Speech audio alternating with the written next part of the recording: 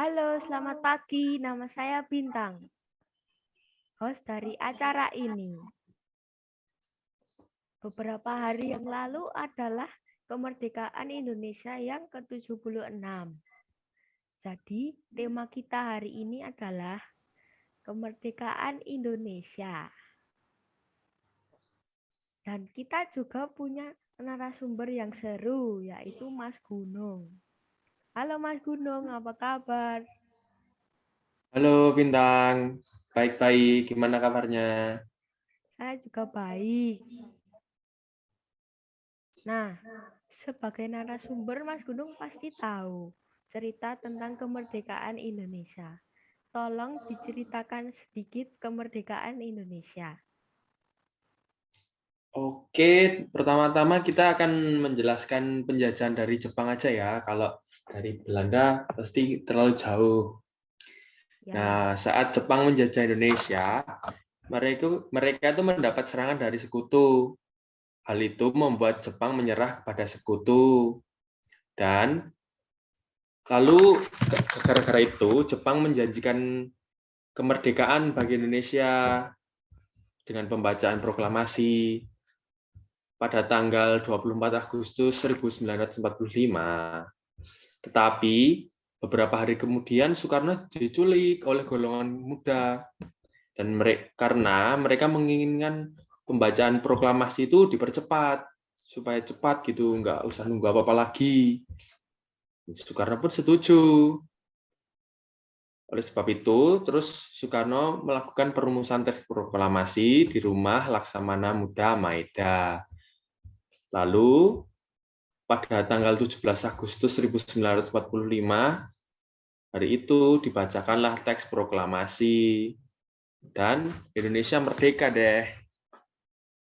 Seperti itu, oh, Bintang. terima kasih atas ceritanya. Jadi begitu cerita kemerdekaan Indonesia.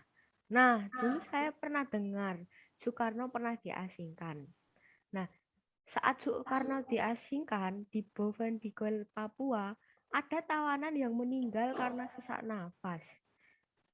Menurut Mas Gunung, apa yang menyebabkan para tawanan mengalami sesak nafas? Oh itu, jadi menurut sumber yang saya baca, para tawanan-tawanan ini tuh nggak kuat sama iklimnya yang ada di sana. Jadi di sana kan itu iklimnya buruk, jadi mereka nggak kuat dan yang nggak tahan itu pada meninggal dunia. Oh, jadi begitu. Ngomong-ngomong tentang Soekarno, saya merasa pribadi Soekarno itu mirip dengan Raja Daud. Menurut Mas Gunung, apa sikap yang bisa kita contoh dari dua pribadi tersebut? Oh iya, jadi Daud dan Soekarno itu saya pikir juga pribadinya sama ya. Jadi kita banyak hal yang bisa dicontoh dari mereka berdua itu.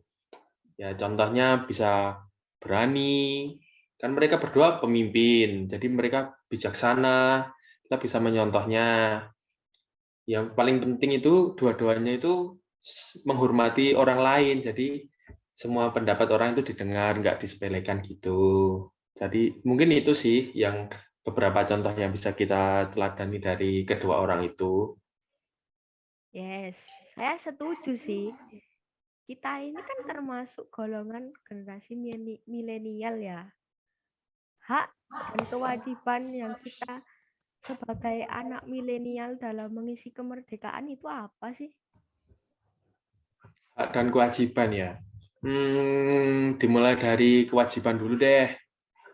Kewajiban kita sebagai generasi milenial untuk mengisi itu ya kita harus ikut berperan dalam kegiatan-kegiatan masyarakat. Contohnya kalau 17 Agustus itu kita ikut lomba, kalau udah besar ya kita jadi penyelenggaranya ikut, terus gotong royong, terus ya semua ya kegiatan di masyarakat inilah. Kalau haknya ya kita udah hidup di zaman ini, kita ya hak kita menikmati apa yang leluhur-leluhur kita, pahlawan-pahlawan kita dulu perjuangkan, kita harus menikmati, bisa menikmati, bisa hidup dengan tenang tanpa ada peperangan lagi. Gitu, Bintang. Ya, terima kasih ya atas waktunya bisa datang ke acara Bintang Show ini. Untuk Sama-sama. untuk menutup perjumpaan kita hari ini saya ada pantun nih. Hari Minggu pergi berlibur.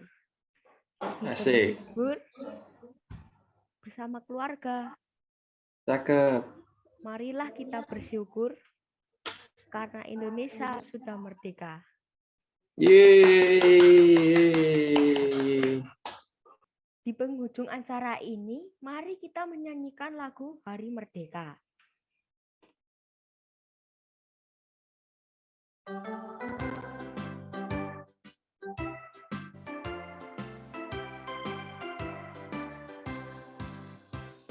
Belas Agustus tahun